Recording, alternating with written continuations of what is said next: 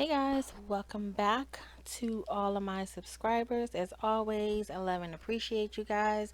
If you are new to my channel or you have not subscribed yet, please make sure you hit that subscribe button as well as the notification bell so you can come and hang out with me every time I upload a video.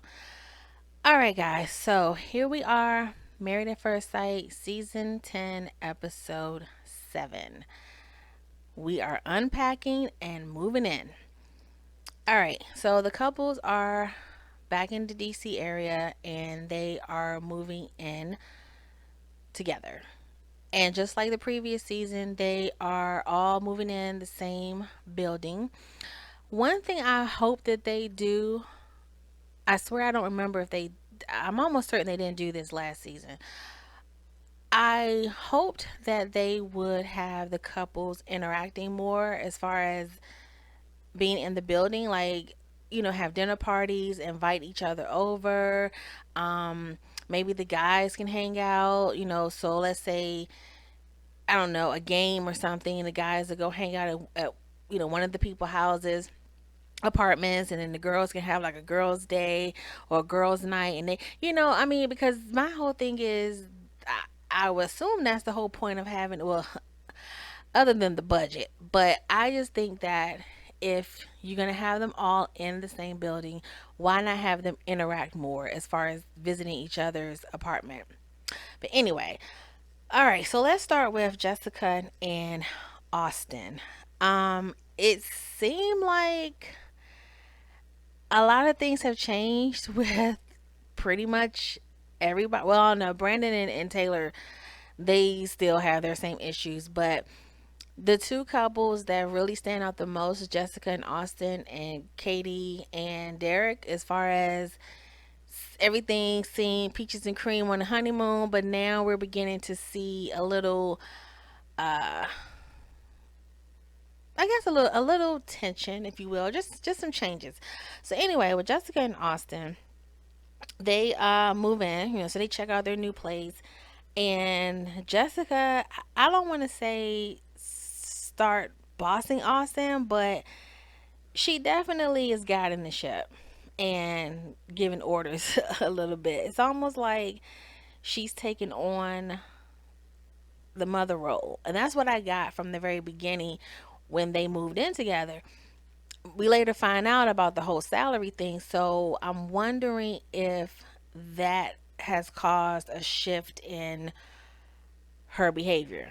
I don't know. But anyway, so yeah, so they finally moved in. They're checking out the place, and she's like telling him which closet he's gonna get, what side of the bed he's gonna sleep on, and she's not doing as much giggling as she was before. Remember the whole time we were, well, I know I was like, that girl is goofy. She is doing a whole lot of laughing. Everything is so funny to her. She didn't do a whole lot of that now this time around.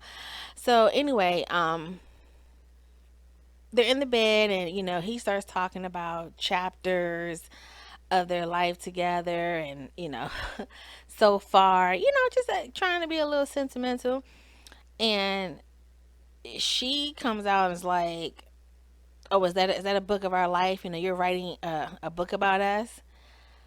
And he says he's excited about living together, um being a married couple. And then she turns around and comes with, you know just don't make a mess like you already did by leaving your PJs on the floor, which I already picked up for you, and I folded and put them away. Like, and I was trying to see, is she joking? Is she trying to be funny? But she was not giggling like she normally, well, she did when she said that part, about folding and putting away his clothes. But I was like, where is all this coming from? So then he just smiled and rolled his eyes, and then she asked him, so are you going to kiss me goodnight? Or what? And so, he gave her a kiss, he tells her goodnight. And so he's rolling over to turn the light off, and she asks him, so are you going to cuddle me? And still remaining calm, he's like, yeah, I'm on my way over. Like, I guess to roll over. Like once I turn this light off, I'm gonna roll over and I'm gonna call to you. And like I said, now I know there's a lot of editing that goes on, but from what we saw on the honeymoon, she was all giggles. She was smitten by him. He was laying it down because she was, she was liking the sex and everything. And it's like now I'm seeing a little demanding coming from her. Um.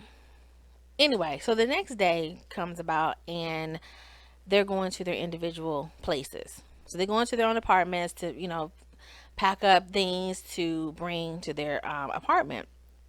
Anyway, so they go to Austin Place first, and Jessica's going through his drawers. She's checking out, the tub, the shower.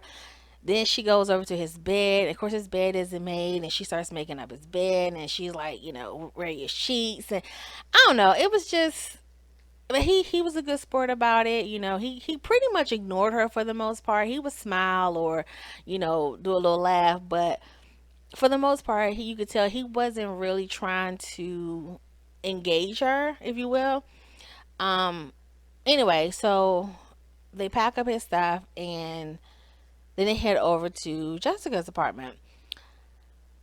And this girl looked like she was packing up to move permanently. She was packing up everything. And yeah, so she was like just grabbing armful of clothes out the closet. And he was helping her along, and they had a little moment about the watermelon.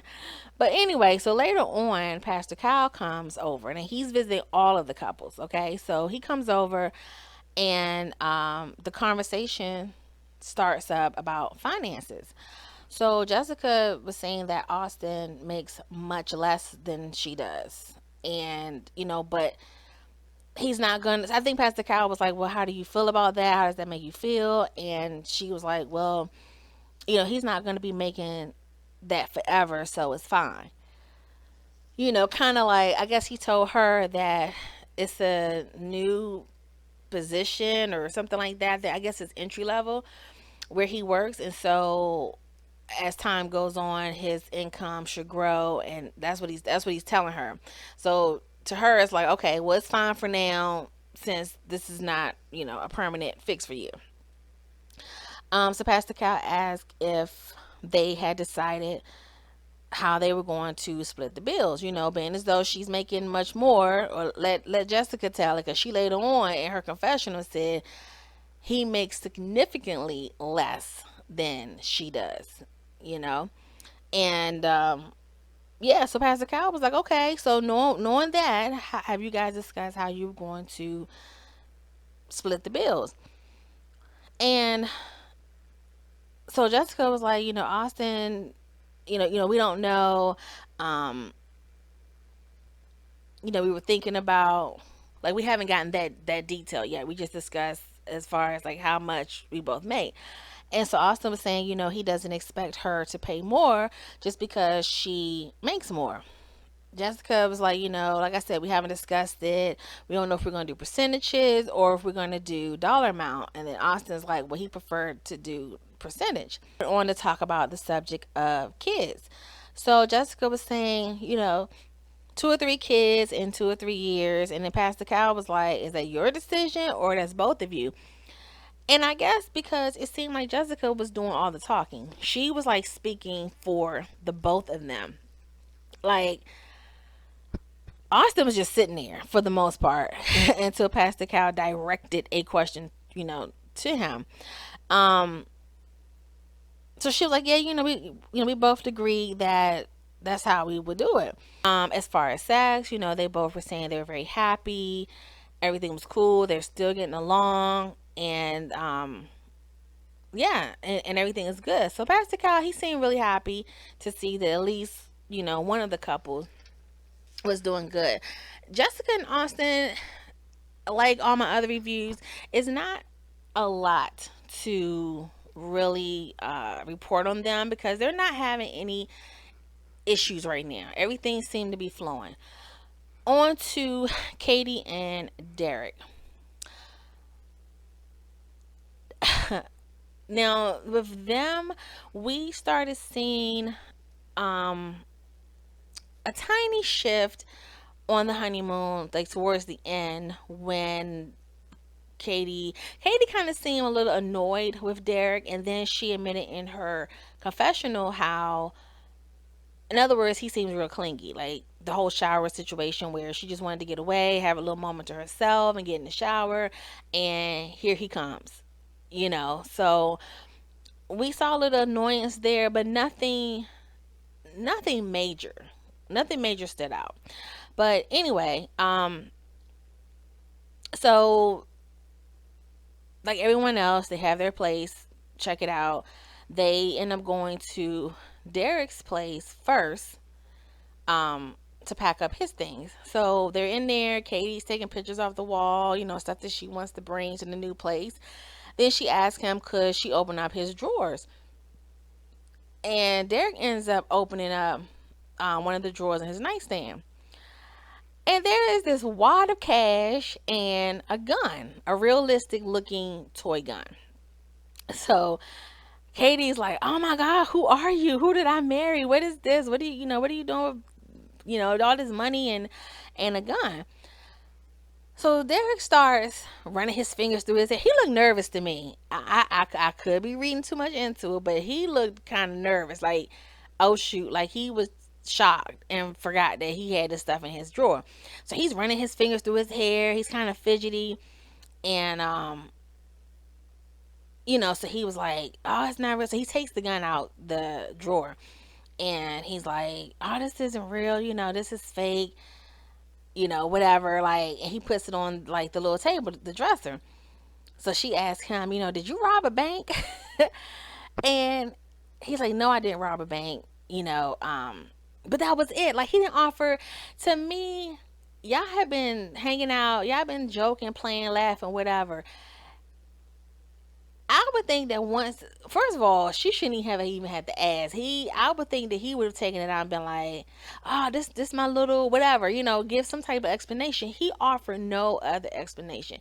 All he said was, "No, I did not rob a bank." So he puts it back in there, closes the drawer, like that was it. And then, she's like laughing it off and talking to, in her confessional, like, who did I just marry and what is going on? So they go downstairs and they're in the kitchen or whatever. And in his confessional, he was like, he's a firm believer. You should, no, he told Katie this. He's like, he's a firm believer. You should always have some form of protection in your room, even if it's fake. And then during his confessional, he was saying how, if someone storms in your house in the middle of the night and you hold up a big gun, they're going to think it's real. Yeah, they probably will think it's real. That's why it could be a problem. Like, okay, let's just think about this for a minute. You're in your room. First of all, why do you have, see, Katie is not me, because I would have been like, where does this money come from? Why do you need a wad of money in your drawer and a fake gun? She just asked him a question. And he was like, "No, I didn't rob a bank." I would have been like, "Okay, so what is this? Why do you need this in here?" Like, so he could, because he never told her the story about, or he never gave her the explanation. If someone comes in your house, you need to have some form of protection or make them think that you have protection. He never said that to her. He said that in his confessional. So okay, let's just paint this picture. You're in your room. It's late at night. Lights out. You're asleep. Whatever. Somebody storms in your house, comes to your room. Now, 9 times out of 10, if somebody is that brazen enough to break into your house to rob you, 9 times out of 10 they have a weapon, and 9 times out of 10 it's a gun. Okay, so let's just paint this picture. They come in there, bust in your room, telling you, give me all your money, give me all your jewelry, whatever. You reach in the drawer and pull out a fake gun, okay, and you don't use it. You're just pointing at this person. Do you not think if they have a gun, they not going to turn around and shoot first? Because they feel like, okay, he got a gun, he about to shoot, let me get him first. it's very rare that they're gonna turn around and run out. I mean, so you have this fake gun, even if the person has a knife and decides to charge you, what are you gonna do with this fake gun? So I'm thinking, dude, you need to at least have a BB gun. I remember I told my husband, and I'm scared of guns. I would do a BB gun though, and I remember saying to my husband, you know what? I'll get a BB gun, and he was like, you ain't gonna do nothing with a BB gun but make that person mad, cause you know you you hitting them BB guns, they really gonna come after you. My whole thought is, I need to hit you with something, cause I don't want to do the whole knife. I'm stabbing you, or I don't want to get close up on you to get you off of me or get you away from me. BB gun, I'm shooting at. It's gonna hurt. It's gonna stop you long enough for me to get away. That's all I want to do is get away. So I'm thinking, why would you not have a BB gun, a army knife, a bat, something? You sitting up there, this big 6'5" big country corn fed dude, and you up here with a play gun. So I'm thinking, I'm asking myself, is Derek out here robbing college kids and old people? Something ain't adding up, y'all. And the fact that he didn't offer her an explanation, he didn't even laugh and play it off. He was like, "You never know. I believe you should have protection in any form. You don't have protection. What you're doing is painting a target on. You're painting a target on yourself." So I don't care what nobody say. Let me tell you something. I don't underestimate anybody. I don't put past nothing past anybody. Derek is. We need to watch him. That don't even make sense. I believe. Let me stop. I would not be surprised if him and his roommates was out there robbing college kids and little old people. Why do you have this wad of money and a toy gun? That don't make sense, Derek. But anyway, so that was it. He didn't offer any other explanation. And like I said, they have no problem with communication, joking, laughing, playing. And this was the perfect opportunity to laugh, joke, and play and come up with anything. And he didn't do that. So that's what made me question, is something more to it. But moving on, um, and you know what? For real, if I was Katie, and it's just me, if I was her, whenever I get a chance to talk to the producers, I'm gonna be like, look, I'm gonna need y'all to do another background check. Matter of fact, I'm gonna need to see the paperwork on the background check that y'all did on Derek, and I'm gonna need for it to be consistent, ongoing throughout this process. Because if y'all remember, I believe it was season seven or eight. This, I believe it was seven. This was with Mia and Tristan. If you did not watch that episode, Mia and Tristan were matched. Mia on their the next after the wedding, the next day they were headed out to the airport. I forgot where their honeymoon was, but Bahamas, I think. Anyway, they get to the airport. Okay, all the couples were supposed to be on the same flight. They get to the airport and she is detained. They arrested her. So they didn't tell Tristan anything. They take him in the back to some room. He was back there for hours, and they just told him, "Look, we have arrested her, and she's not going anywhere." So he's left in the dark. He ended up having to stay at a hotel, and the producers came and talked to him and was telling him that they don't know what's going on. They're gonna check. They're gonna find out and get back to him. Apparently, she had a warrant out for her arrest. Okay, so my thing was, they were supposedly had done a background check on all of the participants, and they told him that they did a background check, but apparently this warrant came after the fact. So when they did the back, I don't know how far in advance they do the background check prior to them. And you know what? I don't know if they do it before they. I don't know. I don't know. Do they do it before they choose the people? Like when I say choose, like, so let's say they was like, okay, we like Mia, but before actually putting her on the show, let's do a background check. Like, for example, and I'm so going off the subject, but it ties into it. For example, work. Okay, we interview people, and but yet HR doesn't do a background check until after we hire the person, which I think is ass backwards. And I remember asking my manager one day, I was like, why don't they do a background check before we hire them? Oh no, that's a waste of resources and they can't do a background check on everybody. I'm not talking about everybody. I'm saying once we interview this person and we decide this is who we like, this is who we want to hire them, then you do the background check. Why would you bring them on and then do it? So I say all that to say, with this show, I'm wondering, do they pick the people, have them sign the contract with, somewhere in the writing, hey, we're going to do background check on you, whatever, and then they do it? Like, I don't know what the time frame is, but apparently something went awry with Mia because they did a background check, but obviously her warrant didn't come up at the time. Okay, so I say all that to say, if I were Katie, I would be like, listen. Now I don't know if she watched that season or not, but me seeing a wad of money and a toy gun in your drawer is, to me, concerning. And I would have to talk to the producers and like, I need to see that paperwork, and I'm gonna need you to continue to do the background check throughout this show. Seriously, because you joke and laugh, but we see it all the time on 48 Hours and an ID channel where you thinking this person is one way and they got a whole freaking graveyard underneath their porch. Like, okay, moving on.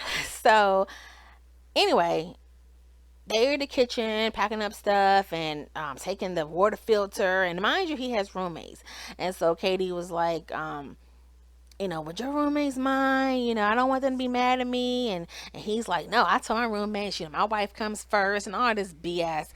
Anyway, so they pack up their stuff and they leave. Now moving on to Katie's place. They get to Katie's place and they're greeted by little grizzly bear Jax, Katie's dog. That's a big dog. I say like a little grizzly bear. But anyway, they come in, they go upstairs in her room. She's packing up, and as they're going downstairs, Derek is his little clumsy stuff. He knocking down pictures off the wall and trying to carry a box down the stairs. Just clumsy. But one thing I find it funny is when they were at Derek's place and Katie did her confessional, she said something like, the fact that he had roommates, she hoped that not that it bothered her, but she did seem a little concerned. Like she hoped that he would, I guess, grow out of that or decide to get out of that or something along those lines.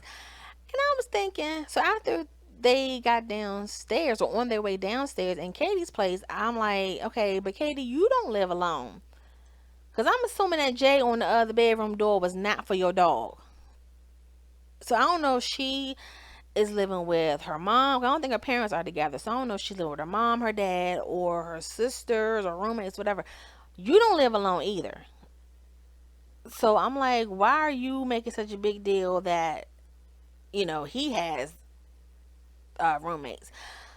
Anyway, moving along. So Pastor Cal comes to visit like he's doing all the other couples. And this is when things are revealed. And this is when we realize that everything is not so, peaches and cream.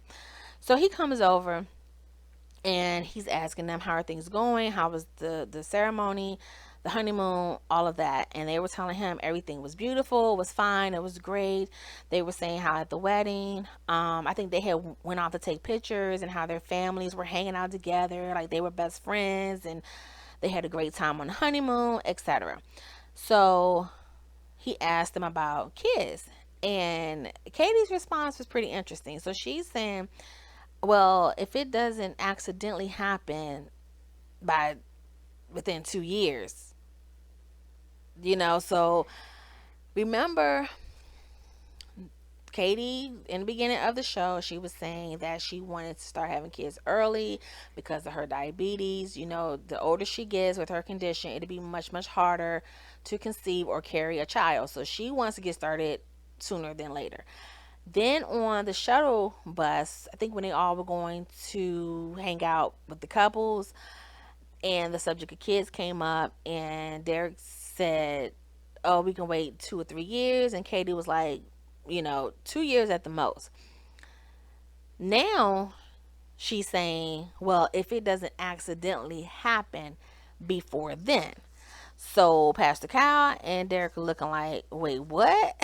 And Pastor Kyle was like, well, what are you talking about? And so she was like, well, how, I mean, if you have sex, there's a possibility you can get pregnant. That's just how things happen. If you're having sex, there's a possibility. So Pastor Cal was like, yeah, the only 100% way, of preventing that is not having sex. So my thing is, okay, now she done said she was allergic to latex. So what are y'all doing? Have you found some lambskin or some other type of condoms? I mean, and for her to say that, I'm assuming she's not on any type of birth control. So I'm like, I know this girl ain't talking like she trying to get pregnant before 2 years. And this dude just told you he didn't want to even try for another 2 or 3 years. But anyway, so Pastor Cal, he asked them, is there more to your marriage than the physical attraction? Is there anything of substance? Because obviously, they're attracted to each other, they have fun, they have the sex, all of that. But he's like, have y'all made a connection outside of that? So Derek is saying, it's growing, but there's no substantial level quite yet. They're not there yet.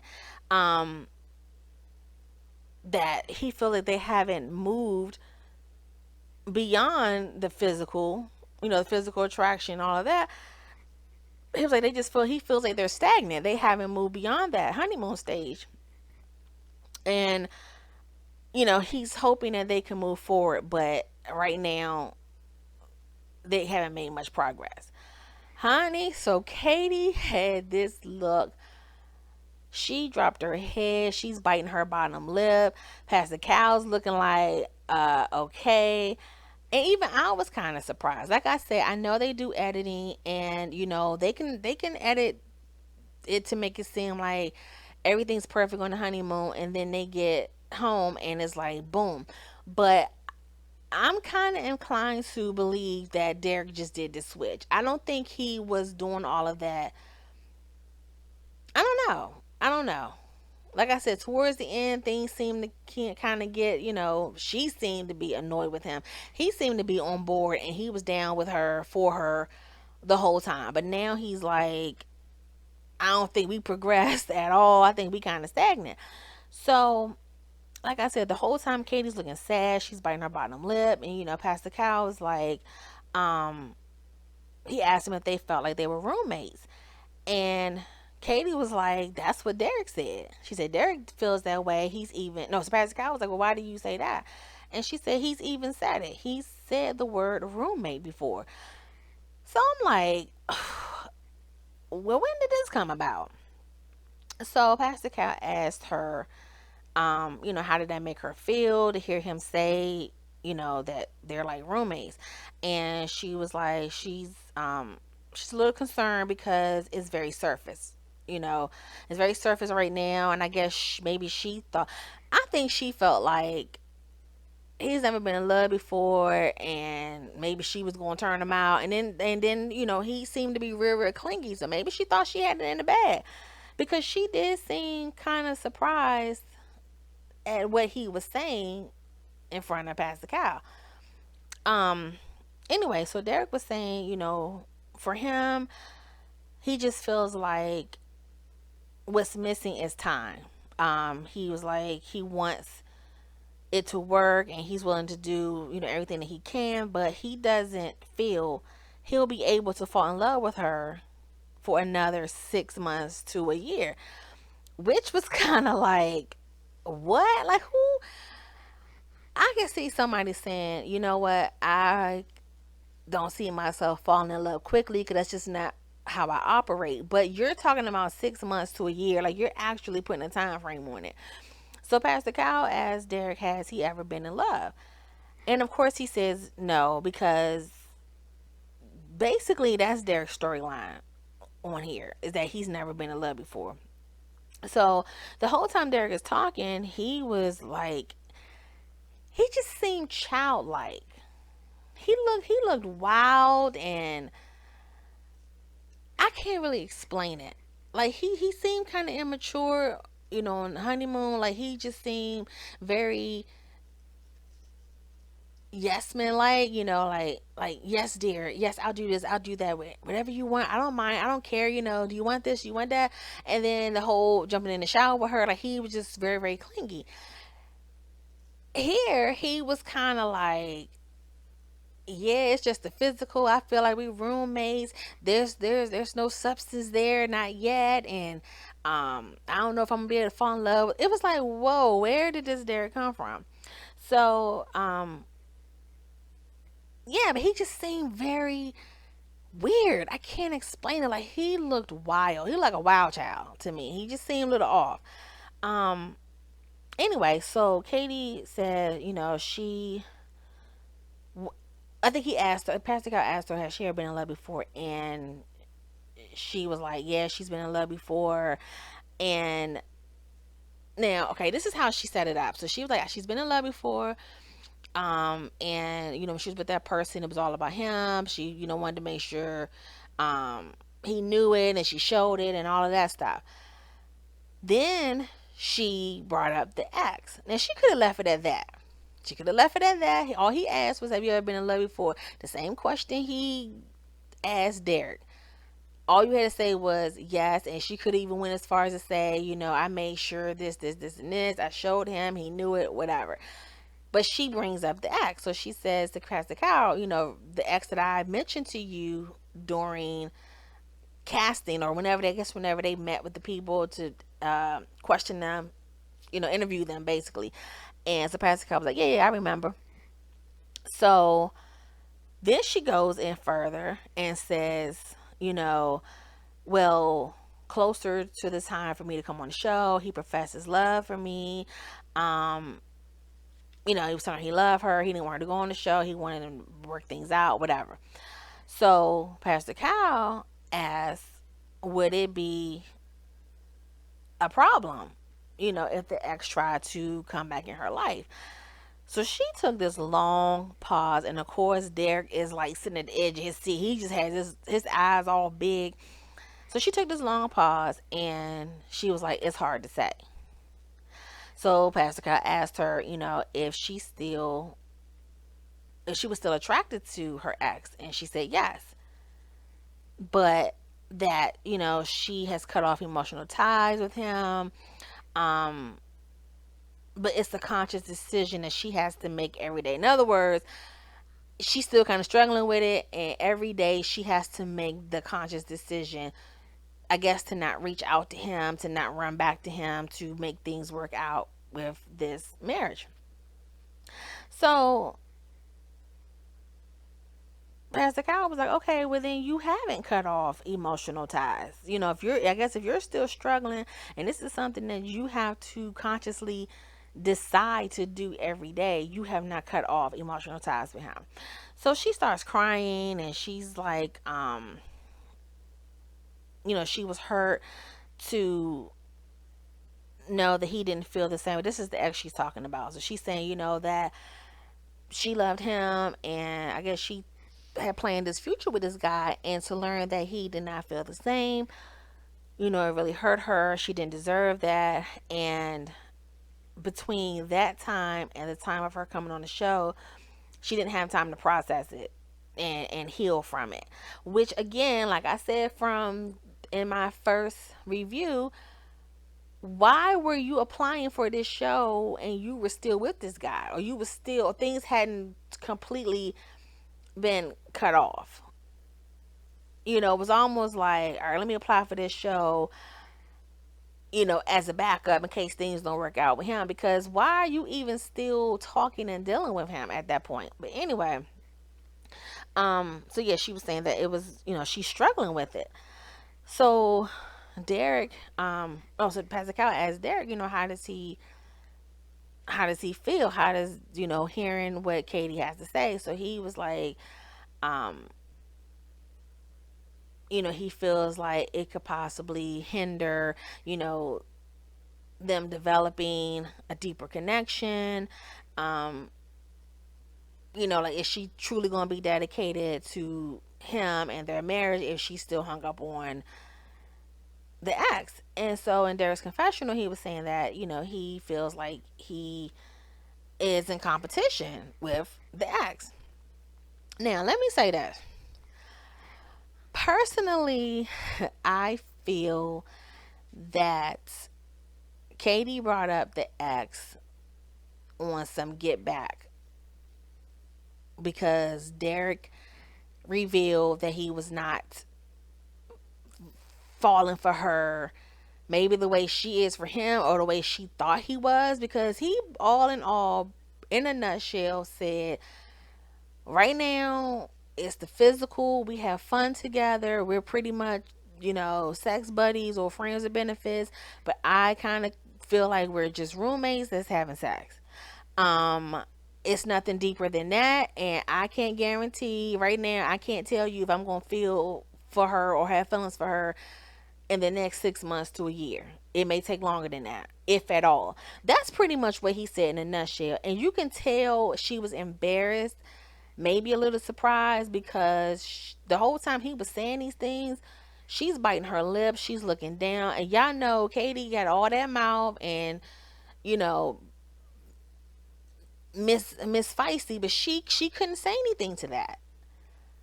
So I feel like on some get back, she brought up the ex, and I mean, I don't doubt that she still has feelings for her ex, but I think she put it out there to let Derek know, hey, I can always go back. There's somebody else out there that still wants me and wanted me right before I came on this show. I chose to come up here, but don't get it twisted. I can still give him a call, or I can do, I just feel like she brought that up to get back at him for basically embarrassing her, and making it seem like, right now we just roommates having sex. I don't think she was expecting that from him, or for him to even reveal that, because she did say he mentioned the word roommates before. Maybe she thought he was joking, or maybe she didn't think he was going to reveal that on TV to Pastor Cal, or on TV, period. But that's just what I think. I really think that, because later on when they were talking, and I think Pastor Cal had left, and they were talking, and Derek was like, basically saying the same thing. He feel like he's a competition. He don't know how this is going to affect, their relationship. Like, and she was like, I understand, you don't have to worry, he's not, I'm not in contact with him. She was like, she's not in contact with him. They're not following each other on social media. Like, there's no communication at all.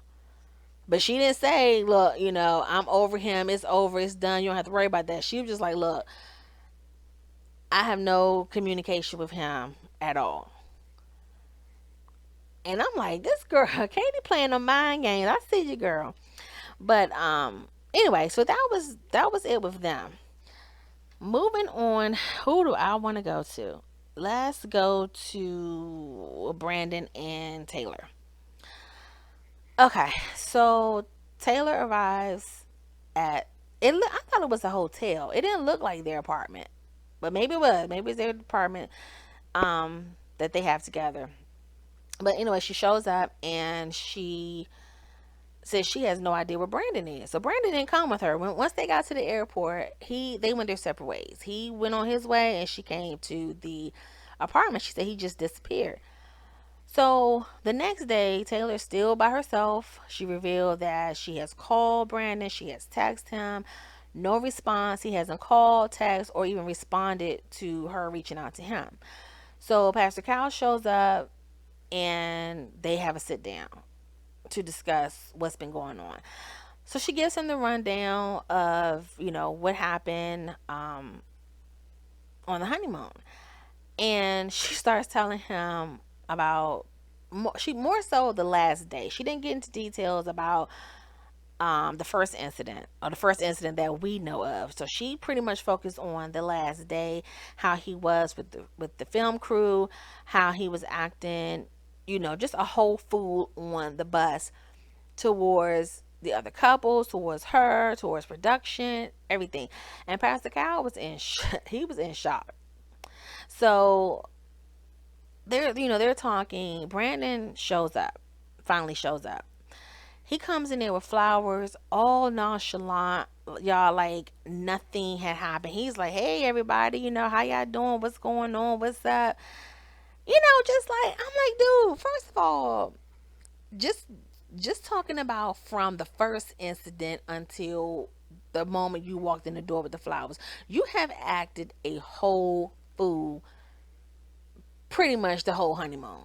I mean, I'm pretty sure there was good times, whatever, but the incidents that we saw was enough. And the last incident, you really crossed the line. Not only that, from Panama to the point where y'all got back home, you just disappeared. You didn't even calm down or got to the point where, okay, let me go to the apartment with my wife, even if I'm gonna give her the silent treatment, and then let's just go together. Maybe we can talk, calm down, get something to eat, whatever. No, you leave the airport and still don't even talk to her. Don't say bye, nothing. Don't even make sure she gets to where she's going safe. Then you don't even call her, text her, or return her phone calls or text. But then you want to show up with flowers like, hey, what's up? That is crazy. That is crazy. Brandon is a freaking psychopath. That is some crazy behavior. So yeah, so he comes in and and he's like, "Hey, how y'all doing?" I mean, like he just came home from work. So he greets Pastor Cal and he turns to Taylor and he's like, "Hello, dear." And his voice, oh my god, I don't know if I said this in the last review, but do y'all remember Silence of the Lamb? When Hannibal Lecter was like, "Well, hello, Clary." That's what Brandon sounds like. So he turns to her and he's like, "Hello, dear." Uh, he gives her the flowers and he says something along the lines of, "This is to make up for everything that's been going on," or something like that. Anyway, another apology because I know he stays apologizing. Um, so then Pastor Kyle was like, "Hey, have a seat, let's talk, whatever." And he's like, "Absolutely, yeah, yeah, yeah, absolutely." That's his favorite word, absolutely. With this crazy grin on his face. Like he just chug a lug some happy juice. Anyway, so Pastor Kyle was asking Taylor to, can she excuse them because he wanted to talk to Brandon alone. So, Taylor leaves and she goes in the other room. And so he tells Brandon that, he's very bothered by what he has heard, and explain to him that, all of the couples are going through the same process. Taylor, everybody is going through the same process. So he wants to understand, why does it seem to be affecting him so differently? Like, you're not getting any different treatment than anybody else. The cameras are following everyone else the way they are you. So what's the problem? Why are you the only one acting out? Excuse me. So Brandon goes into um what do you say? This is a new level of vulnerability. He's reserved and private, and he has issues with the cameras in his face. Um, and he said that he had just reached his breaking point and he needed time to himself. So he was saying how Taylor, saying his, okay, remember when he had it out with production? And when Taylor came and talked, tried to talk to him, and he was saying when she came over to him, she basically was like, look how you're behaving on TV. This is how you're being portrayed. And she didn't want to be married to someone acting like that. And he said that really bothered him. See, now let me tell you guys something. Brandon is the classic, you call it what you want, psychopath, abuser, whatever. Always placing blame on somebody else for your behavior. Okay, so now, mind you, he was acting a whole ass before Taylor even said anything to him. But he's saying her coming to him and saying that he's looking some type of way on TV and she doesn't want to be married to someone who behaves like that. He's saying that triggered him. But you were already acting up before she talked to you. So anyway, he was saying, um, her saying that to him bothered him, and it had him thinking that, is she the type of woman, or wife to abandon him when things get tough? She made him feel like, she was not in his corner, and he feels like if you're not Team Brandon, you gotta go. Oh, I hated when he said that. It made me so bad. You gotta go. So Pastor Cal took them glasses off. You know what? Something told me, and I probably do it the next episode. I'm gonna count how many times Pastor Cal take them glasses off, cause y'all know when he take those glasses off, that means he's over it. That means he is sick of the BS.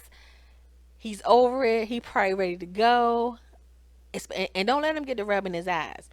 So he takes his glasses off, and he looked at Brandon. He was like, what are you talking about? He was like, this is a marriage. It's not about Team Brandon.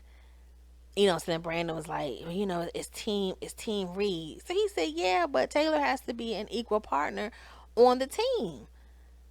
But I don't know why I just got so irritated with Brandon, because he is just narcissist, all of the above. So you feel like at any given moment you can act any kind of way you want to, including silent treatment, spazzing out, going off on people, cussing people out, doing whatever it is you want to do. And this girl is supposed to just follow you around like a puppy dog if you want her to. Because if you don't want to be bothered and don't want to be touched, then you turn around and tell her, get away from you, don't touch your stuff, and don't say nothing to you. And what? She, at this point, she don't even know what to do. She don't know if she should come and hug you, try to talk you down, try to calm you down, ignore you and let you go through your meltdown. She doesn't know what to do, and at any given moment, if she makes a decision to do either or, it can cause you to blow up even further. But it's almost like if she comes and try to console you and that's not what you want, and you go off on her, in your head, well, I didn't want that right now, but at least she came over there to console me, but I wasn't feeling that. Like, he is just, child. If I was Taylor, I would be like, you know what? Because to me, this is not the first incident. And I'm not even convinced this is the second incident. It's too soon in the marriage for to be showing this behavior. You have people that you've just met and you're dating and you don't see the side of them this early. See, and I know he's talking about the cameras. I know this is not a conventional situation, but you have people in arranged marriages. But I'm just saying, just the point of, here you are getting to know a person. This behavior shouldn't even be revealed. It should be revealed at all. You shouldn't even be acting like this, period. But I'm just saying, you're just getting to know this person. What is going on that will warrant you to behave the way you have behaved? Nothing. Nothing. And he is like a light switch. It is so off and on so quick. So anyway, yeah, so Pastor Kyle's like, you are so quick to be, defensive. Like, you're basically making a situation worse than it has to be. Like, you feel that, you have to react and you have to lash out first, basically. So, anyway, so Brandon was saying that he feels his situation was threatened, which I have no idea what he's talking about. He felt like his situation was threatened and the ugly side of him came out. Yeah, so what situation is he talking about that he felt was threatened? Anyway, so he says that he cares and, he's doing what he can. So Pastor Cal wasn't buying it. He told him, he was like, look, this so called, he was saying that, the production, everybody knew in the beginning that how the production was going to go. So, everybody knew about the cameras, everybody knew about, everything, the whole process. Like, he was like, this is nothing new. Everybody, including yourself, knew how this all worked. So why are you behaving like this? So anyway, he was just saying how, he was wrong for he was wrong for how he acted and how he treated Taylor. And um Pastor Cal was like, yeah, it's one thing to acknowledge it, but it's another to acknowledge it and then know how to change it so that it doesn't happen again. So he's asking him, like, do you know how to change it? Do you know what to do? And Brandon, he's smiling the whole time, looking all creepy. So he was like, he told me, so you need to man up and take responsibility. And he was like, yeah, I know what I need to do. I know I need to man up and take responsibility for where they are right now. Now, what does that mean? Because it's on Brandon is the type, he okay. It's almost like once he comes to and he realizes or he decides that, hey, now I want to be bothered. It's like, let's just deal with the here and now. Don't bring up the past. I don't want to talk about it. I know I act the fool. Whatever. Let's just deal with right now. Like, her feelings are not valid. I don't want to hear about how it made you feel. That was yesterday. Let's focus in on the day. And that's how he comes off. So anyway, in Pastor Kyle's confessional, he was saying that Brandon talks about taking responsibility for his behavior. It's a huge step in the right direction. And I'm like, that's all well and good if it's sincere, but when it's your second or third time in within what 7 to 8 days, there's a much bigger issue going on. And I understand it's a show, and the experts, their goal is to have however many couples they started with to have that many at the end. I get all of that, but come on now. So anyway, Taylor comes out. She sits down, and Pastor Cal, he shares some wisdom on what it takes to make a marriage work. One is being respect, which is missing and obviously missing in this marriage. So he asked Taylor, what is it going to take for her to make it work? And she was saying that at this point, she just wants to be cordial because she's seen the sweet and loving, caring side of Brandon. Um, but if he's going to continue to treat her and the production team basically like crap, she doesn't want to be in the relationship anymore. And my thing with that, oh, excuse me, my thing with that is, Taylor, we've been here. You, the the night that they were out on the deck, and this was after his first blow up. And she told him, look, I'm not going to be disrespected. You're not going to talk to me any kind of way. This is what I'm expecting from you. This is what I want. And what did he do? He apologized. Oh, I'm sorry, this and that. So it's like, how many times are you going to have to see the ugly side of Brandon to know that is who he truly is? There is no other side. That is who he is at his core. So Pastor God asked Brandon, how does that make him feel? And he said it feels bad, coming from her because he knows he's made mistakes and he's sorry. It kind of came off like he was over explaining things and he was over talking about it. So he just said, I'm sorry, just to kind of like, let's just get past this. Like, he didn't want to talk about it anymore. Because, like I said, Brandon is, it seemed like the type, once he's done with it, he don't, regardless of how you feel, regardless if you want to continue to talk about it, I'm done and over with all of this. I don't want to talk about it anymore. Get over it. So he apologizes to Taylor, and she says she wants them to work and be better. So Pastor Cal had Brandon repeating some vows to Taylor, and he repeats them, and then he's like, don't screw this up. So later on, they're at Brandon's apartment getting his stuff, and Taylor's kind of act. She comes over. She's kind of acting ho hum, like she. It's like I couldn't tell if she was disappointed, that because it was almost like she was waiting for Brandon to give her a hug and a kiss. I don't know. So I don't know if she was disappointed because of that or if she was still in her feelings about Brandon's last meltdown. Because y'all know how it is. You can have this big blow up and then apologies are said and y'all hug and kiss, but for real, deep down, you still pissed off. So I couldn't tell if that's why she was looking that way or if it's because he opened the door and she walked in like he looked at her like she was some dude. Like he didn't even greet her for real.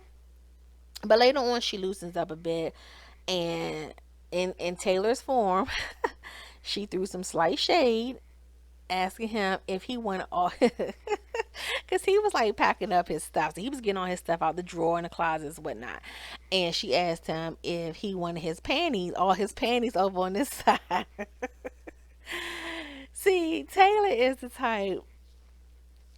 I mean, she put up with some unnecessary stuff, like she does, but oh, she does her little shade.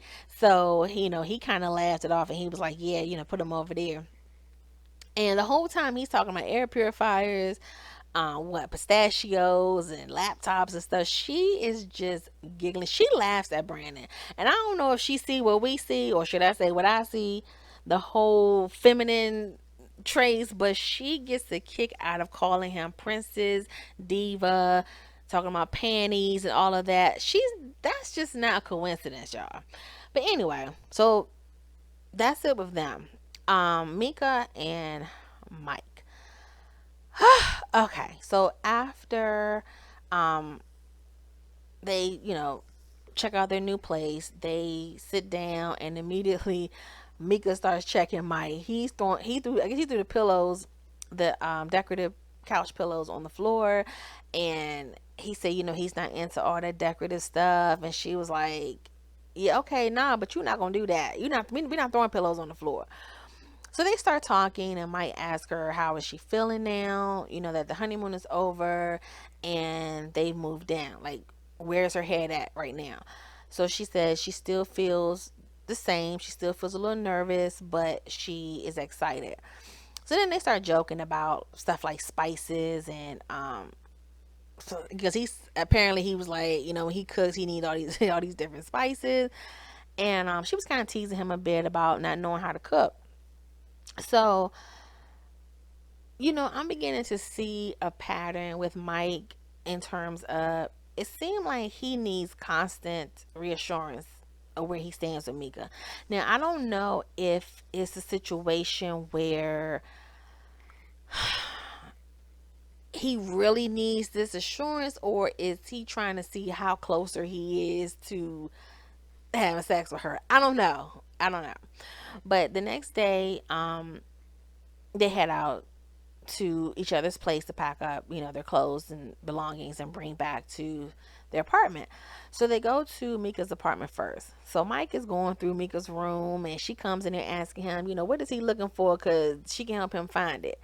So then they start joking about that. And then he heads to the kitchen and he's like looking through her cabinets and faking like he looking for some water. And so she's laughing and playing with him like, boy, you getting on my nerves, the water's right there. And it's like they I mean, I've said it before, I really really like their interactions with each other, because when he's not acting all,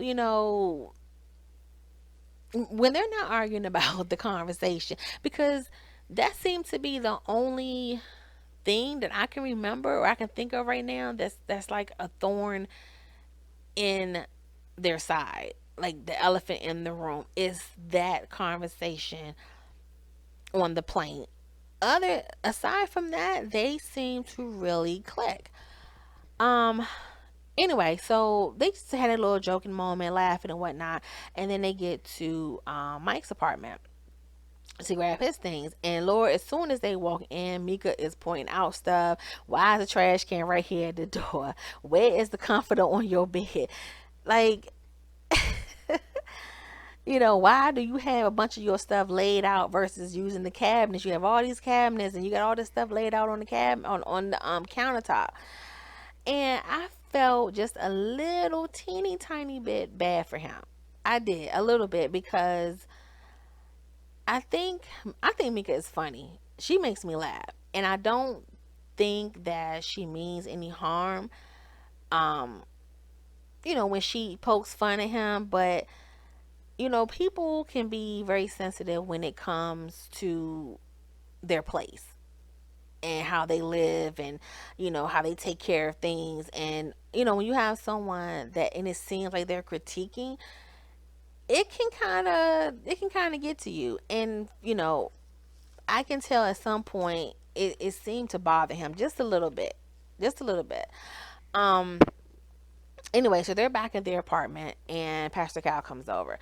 So he comes, he sits down, he asks them how, are things getting better, because to him it seems like they're in a better place than they were, I guess, when he talked to them on the honeymoon. And so they were in the beginning, everything was fine, the conversation. And Mika was saying that, things have gotten better. She, I guess, realized that in the beginning it was a lot of pressure because she was so focused on, okay, this is my husband, I'm supposed to feel this way, I'm supposed to react this way, this is how things are supposed to be going when you're married. And she was like, she had to get out of her head and just look at it like, hey, yeah, we're married, but we need to get to start over and get to know each other. And she said things are much better without that added pressure. So then Mike says, they both take marriage seriously, and having the thought of not meeting expectations immediately can put a burden on both of them. Um, but now they're just allowing things to happen organically and they're taking their time. Now Mike is kind of like, he's not as bad as Zach when it comes to talking and explaining himself, but Mike can get a little, I don't know if I want to say analytical, I don't know what word I want to use, but Mike can get a little, but you're like, what are you talking about? But anyway, um okay, so Pastor Cal brought up finances. So Mika said that, they discussed salaries. Like, that's as far as they went. They didn't talk about, I guess, I don't know. Did she say they did talk about salaries, and that was it. They didn't go any further than that. Like, as far as, I guess, splitting the bills and things of that nature. So Mike said that he's making a lot more than he was when he signed up for the show. Now, if y'all remember, the day after, when they went on the honeymoon, the day after, when he came down to hang out with the other couples at the pool, and he announced that apparently he had made some conference calls earlier that day, and I guess he was told then that he got the job of being to be a principal when he get back. So anyway, that's what he was talking about. He was saying that, now that he got this new position, he's going to be making more money than he did when he applied for the show. So he was saying, he'd be a principal in a couple of weeks. And Mika was saying that she was happy to hear that, because she was tired of being the breadwinner and wanted someone that makes either more money than her, or at least the same amount. Someone that was on her same level. Because she was tired of dragging people, along with her. So then Mike was saying how it's all about passion, money comes secondary. So Pastor Cal chimed in and was like, yeah, I mean, it's nothing wrong with following your passion. Following your passion is all good, but if you can't pay the gas and the light bill and all of that, it's a problem. So Mika, she agreed, and she's laughing. And at this time, to me, it seemed like Mike wasn't feeling it. he wasn't too happy. He wasn't in the mood. I don't know. Mike seemed like the type, he takes everything to heart. Like he feels like people are laughing at him or talking about him, or like there's an inside joke. I don't know. That's just what I'm guessing. I just noticed that once Pastor Cal and Mika were kind of, I don't want to say going against what he was saying or saying the opposite, but he just seemed to kind of start looking down at that point. He wasn't as engaging to me. Um anyway, so Pastor Cal asked about kids, and Mika was saying that Mike told her that he wanted to wait 2 years, and that she didn't want any more than 3 kids because that's all that can fit in a standard car. So she's laughing, Pastor Cal's making this face, but he's laughing at her too. Mike is just sitting there with a straight face. Like, this is what I mean by he checked out. I don't know at what point, but he just seemed like he was not feeling it. I don't know if he was pissed or what was going on. But yeah, he just had a straight face. So then he was saying that he wanted 2 kids of his own and possibly adopt a third. So Pastor Kyle was like, oh, he turned to Mika and he asked her, did she know about him being adopted? And she said, yeah. And so Pastor Kyle was asking somebody basically to, I guess, tell the story. So anyway, he went into the whole adoption story, of his mom giving him to his aunt at 9 months old. Now, this is where things just start to go left. When he said, that helped, he feels like that situation helped mold him into the person he is today, in terms of wanting to work with children, his passion for working with children and wanting to adopt himself and things like that. And then, so to me, I'm like, okay, that's all well and good. We get a little more insight, leave it at that. But no, he didn't want to do that. Then he goes into, and this also molds or shapes his views on intimacy. So Pastor Cal asked Mika, does she understand that? Mika is gonna keep it real at all times. Now, somebody else probably would have been like, yeah, yeah, I understand. Not really, but they just like, yeah, I understand. Mika was like, I'm gonna need an example of what you talking about so I can understand this. So then Mike was saying the reason why his love, and I wrote this part down. He was like, the reason why his love languages are the way they are, it's not intimacy based on sex. It's the idea of those things being important to him, because by being adopted, you're missing that motherly affection. So it's important for him to have that closeness and that space. And it doesn't mean sex, it's just that he wants to feel close and vulnerable to that person that he's spending time with. Y'all, I'm telling you, I kid you not, I rewinded that part maybe 3 times, and that's exactly what he said. Does it make sense? Is it talking in circles? I'm like, what do you, first of all, okay, I understand the whole, okay, you were adopted, and maybe even though you were adopted by you were still part of your family, so it wasn't like you were adopted out to some strangers. You were adopted within your family. You said that you had a great upbringing. You felt love. You were nourished. You were taken care of. All of that. But I can still understand how there still may be some type of void. Like, you're still questioning, why would my mom give me up? Like, I can get all of that. I can totally understand that. But the part that's losing, where you're losing me, and that makes absolutely no sense, is you tying that into the conversation that y'all had. Because I can even understand the intimacy part. Like, okay, you don't want to get close to someone, or you want someone close to you. You want to feel that connection. Totally get that. But it keeps coming back to the conversation that you and Mika had, and the example or the story that you just gave is not connecting.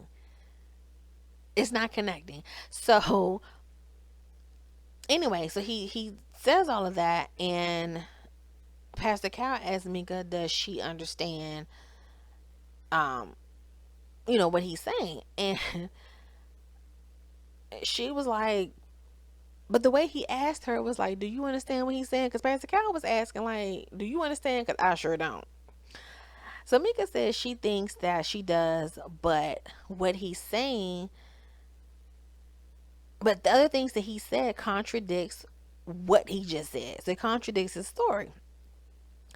So of course now we're going over the whole incident. So the camera pans over to Mike, and he has this look on his face like, oh Lord, here we go. So he got his head tilted back, he's rubbing his face, his eyes are looking down like, Shh, here we go again. So Mika was saying that, it's hard for her to trust him. So Pastor Kyle, of course, is like, what are you talking about? Because again, he's thinking, I mean, y'all just said everything was cool and it seemed like it's cool. So what do you mean you don't trust him? So she was saying that, she doesn't trust that he's always telling her the truth sometimes, because he lied about things in the past. So Pastor Cal, of course, was like, what are you talking about? What did he lie about? Now I'm looking like, now here I am, like I'm thinking the same way Mike look, the way he's looking. I'm like, oh God, here we go. So Mika brings up the conversation on the plane and how Mike denied saying it. Mike has his hand up to his mouth, his eyes are closed, like he's trying to teleport himself anywhere but there. So Pastor Cal asked Mike if he said it, and before he even said the word "it," Mike was like, "No." He was like, "No." So Mika is saying, that's the problem. He won't admit it. That is the biggest problem. So she's like, if he's lying about that, how can I trust and believe anything that he says? Now. So Pastor Cal asked Mike, did he say it? What did he say? And Mike was saying something about, he said, how did he put it? He was like, he said the conversation was about expectations. Now, keep in mind, in the beginning, Mike was like, he just kept saying, that's not what I said. He just kept saying, that's not what I said. Now he's saying, well, no, the conversation was about expectations. Um, and that was it. He didn't say what happened, or the exact. My problem is he's not giving the exact conversation. Like, I would think he would have said, all right, this is how the conversation went. We were talking about expectations. Okay, even if he said the word expectation, like let's just go along with what he's saying. Even if he said the word expectations, okay, did you say that your expectation was to have sex on your honeymoon or the marriage is over? He's not even saying that. He didn't say the rest of it. Only thing he's challenging is the word expectation. So Pastor Cal pulled them glasses over his head, and y'all already know. So Mika kept saying, "That's not what he said. That is not what he said." So Pastor Cal rubbing his eyes like he was their daddy, and they arguing, and he trying to get to the bottom of who wrecked the car. Cause they're going back and forth. No, I didn't say that. Yes, you did. You did say those words to me. And at this point, I am like, I'm sick of it, to be completely honest. I just feel like this. I understand Mika's standpoint. It's like, yeah, we can move on. Yeah, we can try to, make this work. But yeah, it's going to always be in the back of her mind. So Pastor Cal is like, look, I'm sick of this, basically. He didn't say that, but that was his actions. And he was like, look, you know, the only way to get beyond this is to focus on the positive. He, as Mike, what is he feeling right now? Because at this point, Mike is like, he got tears in his eyes, and, he just looking like, I'm sick of this. So he said that, he just wants the marriage to work. And then he starts getting all fidgety and teary eyed. So Pastor Cal was like, what's wrong with you? Like, talk to us. Talk to Mika. Tell her what's on your mind. What are you feeling? Next thing you know, Mike is crying. I'm talking full crying mode. So Mika's asking him, like, why are you crying? Pastor Cal is urging him to speak up. And I'm thinking, this dude is having a cry. Lord forgive me. Because I try to be sympathetic and people's feelings and whatnot. But for real, I'm just thinking like this dude is having a crisis right now. He keeps rubbing his head and he's bawling at this point. The only thing that's missing is the moaning and the heaving, but he's having a full on cry fest. Um, and to me, it was just a bit concerning. Like he's breaking down over what? So I don't know if the whole thing is that he feels embarrassed, or he's frustrated because he felt like he thought that they have gone past this and yet they're bringing it up. I don't know if he's thinking that his family's going to. I don't know, but him crying like that just kind of bothered me for some reason. And anyway, so he was saying that he feels like he just felt like he's failed.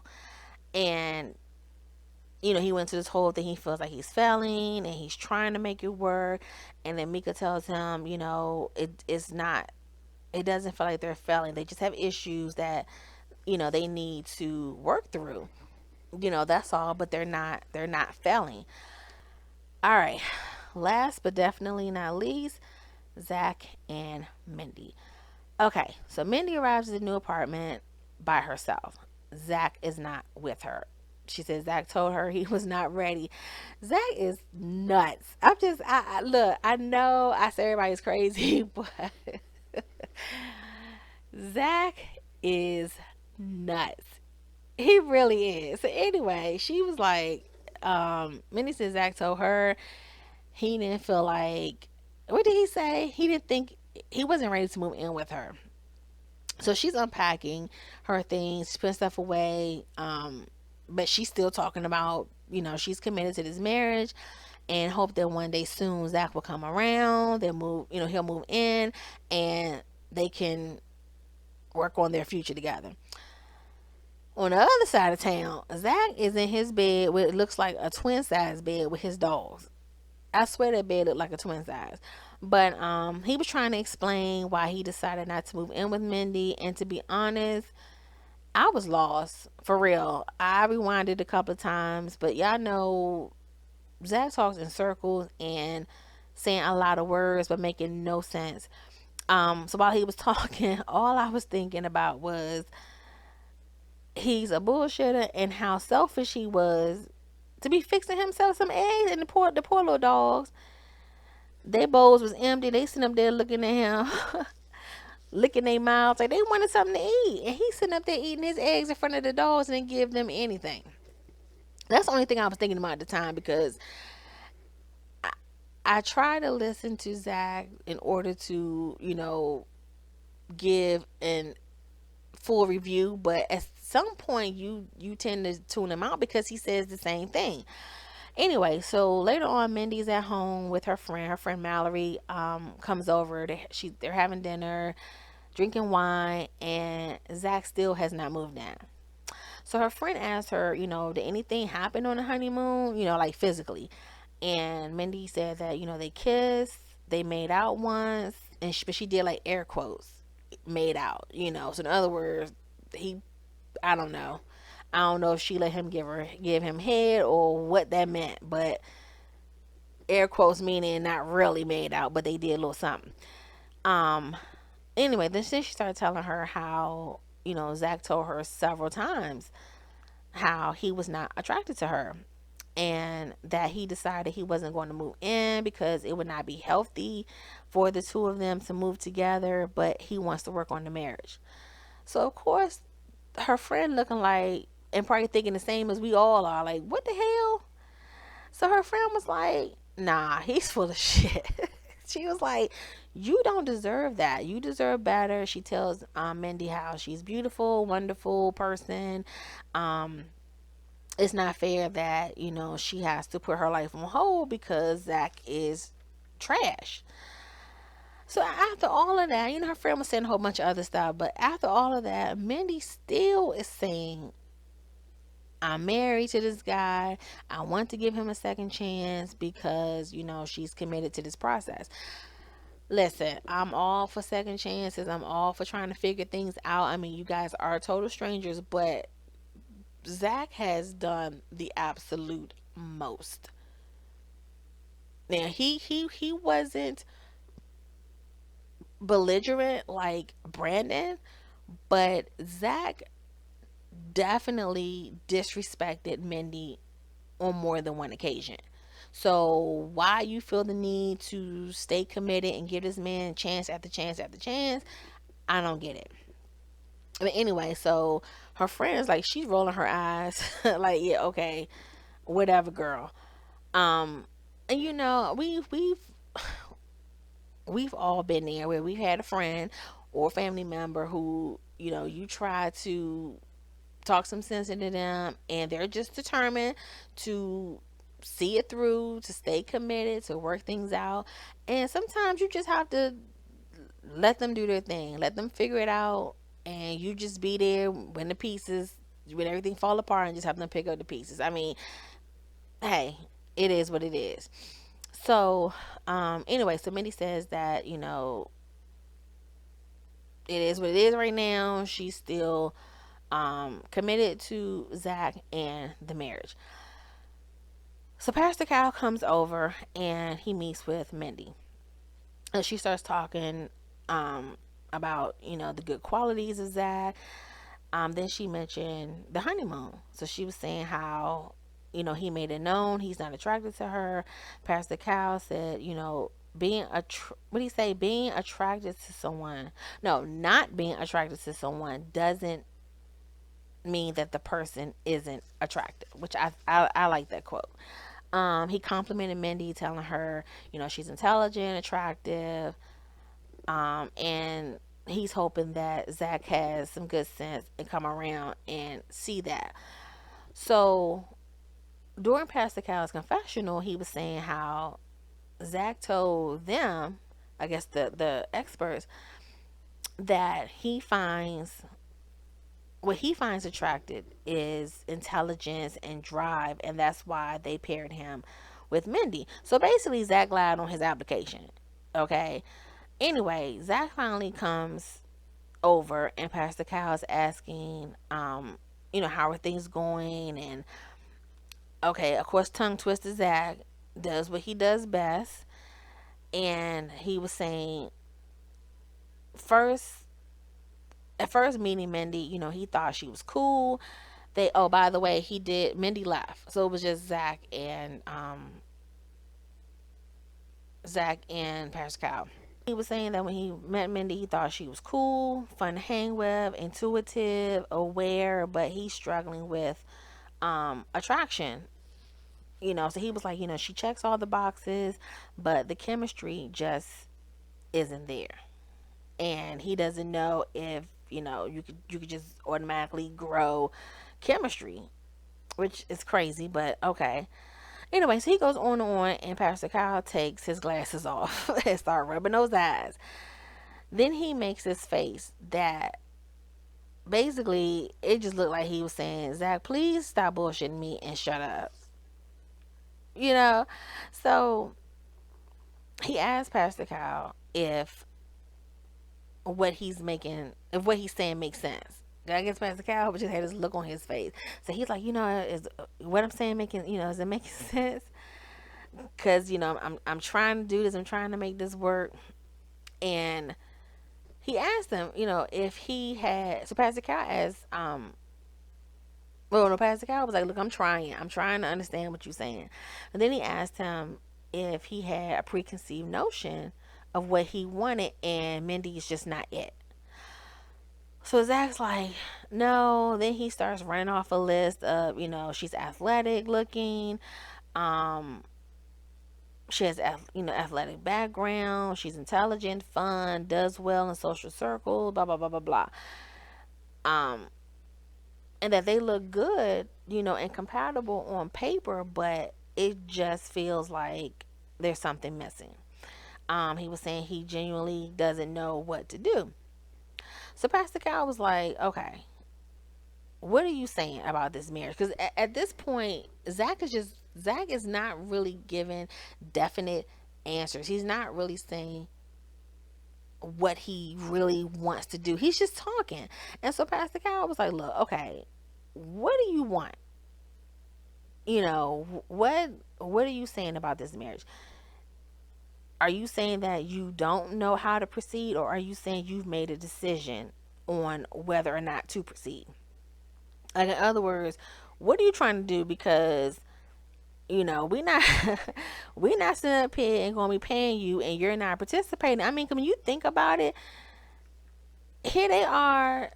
Everyone else is going through the process. I don't know if they get paid throughout the show, and let's say if they leave early, then the payments should stop, or if they get paid at the end. I don't know how that works, but it's not fair for the other I'm gonna say contestants, the other couples to hang in there, do whatever, cohabitate, go through this process, whether they pissed off at each other or not, and then here you are living in a totally separate apartment, and the only time you show up is when it's time to meet with the experts or to do a couple outing.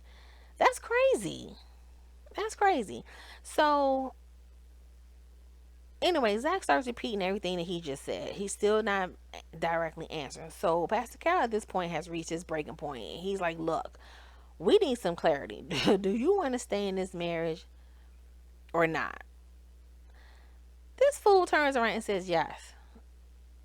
So Pastor Cal, he curling up his lips. You know how y'all curl up your lips? Like, yeah, okay. He curled up his lips. He's squinching his eyes. Like, he's just making this face. And, he's like, Pastor Cal does his confessional, and he's like, he's not sure if he believes that Zach is here for the wrong reasons. Okay. Now remember, Mindy's bridesmaid, one of her bridesmaids said the same thing. Like, I don't know if he's really here for the right reasons. And I think everybody's kind of coming to the same conclusion. So he says to Zach, we went to, everyone in here, everyone got the same instruction. Everyone. So again, the same thing he said to Brandon. Like, everyone knew what you were getting into when you came on the show.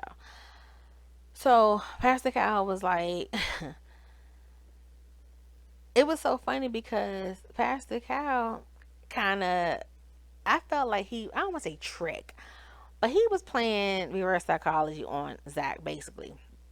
So he asked him, has he ever met someone who in the beginning he thought was cool, and then as time went on, he was like, he felt like, wow, like this person is, okay, I'm really feeling this person. And, you felt like something started to grow. So Zach was like, yeah, yeah, that's happened before. And it was almost like as soon as he said it, Zach realized what just happened. Because he kind of like looked up. He kind of looked up like, damn, like I just got caught. So yeah, so he started looking up. So Pastor Kyle was like, okay, so you see, chemistry can grow. So at this time, Mindy walks in and they're all sitting together talking about moving forward. So Mindy says, it's been a struggle for her, hearing over and over how, he's not attracted to her. It makes her feel down. So Zach says, he see the reasons why they were matched, why he was matched with her. Then he gives her a list about, she's smart, she's pretty, um, people like you, your friends like you, people notice you. It's just craziness. So Pastor Cal took them glasses off and scrunched up his face like in disbelief. Like, what the hell is this man talking about? So Zach continues on saying, he can't, he honestly can't, he don't have anything bad to say about her. He has nothing bad to say about her. She has all of the qualities that he asked for. The only thing he currently can say is he doesn't have the attraction. Pastor Cal said, it's all about being comfortable and safe, and he asked, how they feel about living together.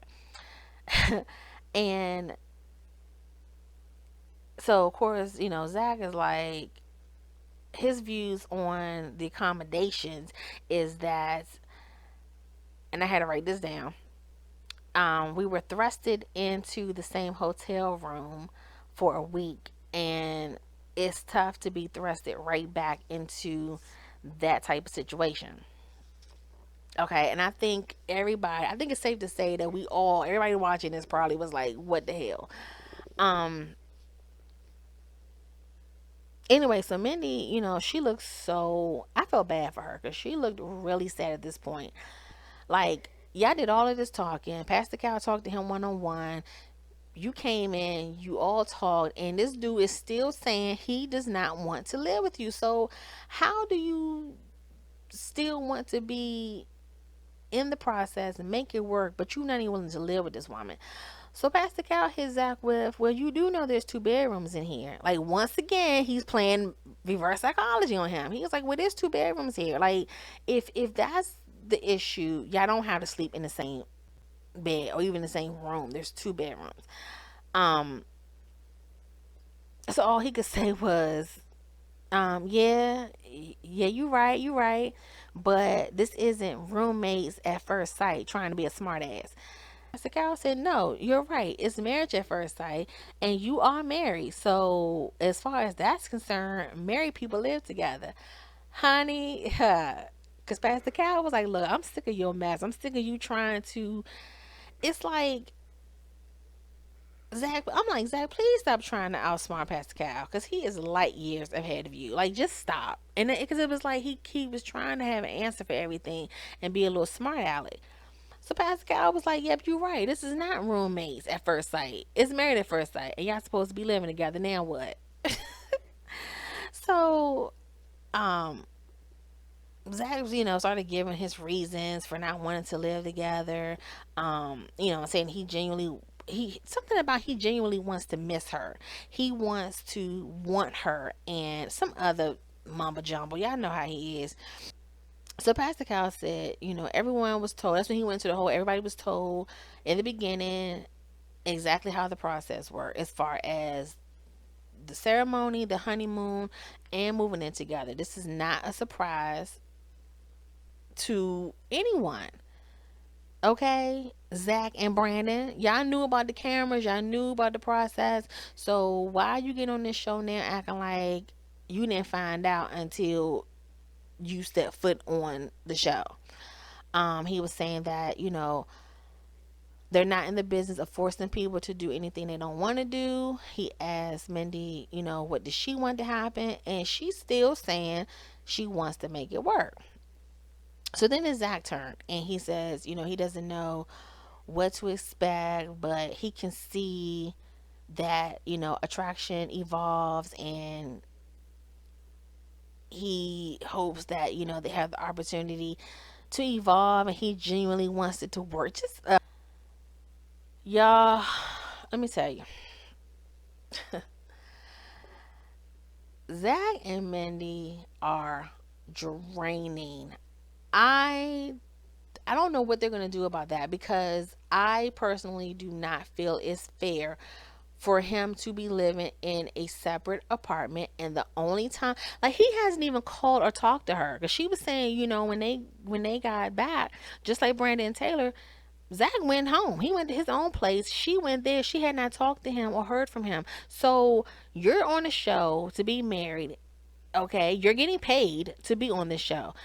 You're off in your apartment. She's at the apartment that you guys are supposed to be living in together. And the only time she's going to see or talk to you is when y'all meeting with the experts and when y'all meeting with the group. And now, mind you, last season, even though all the couples lived in the same building, they were not hanging out together like that. So if it goes based off of how last season was, they're never going to see each other.